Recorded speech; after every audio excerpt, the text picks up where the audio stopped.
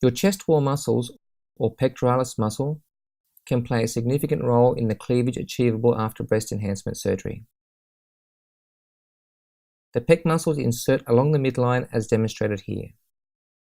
However, the point of insertion can vary from directly at the midline or far from the midline. Also, the skin along the cleavage area can be very tight and tethered to the chest bone, or very loose and thick.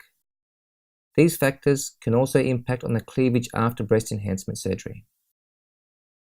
Typically, those women whose skin is very tight and tethered to the midline have pec muscles that are attached some distance from the midline, and those with very loose skin along the midline have their pec muscles attached closer to the midline, but this is not always the case.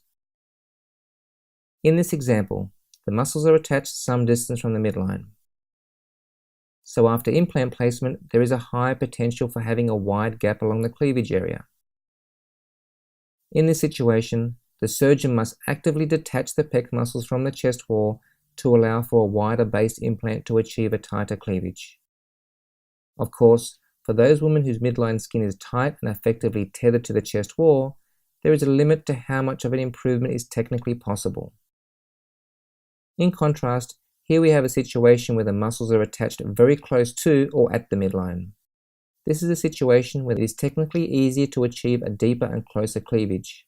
However, the surgeon must be very careful to not be overzealous when detaching the muscle from the chest wall, as this can result in implants sitting too close together, with the central skin lifting off the midline, resulting in what's referred to as symastia, otherwise known as monoboob.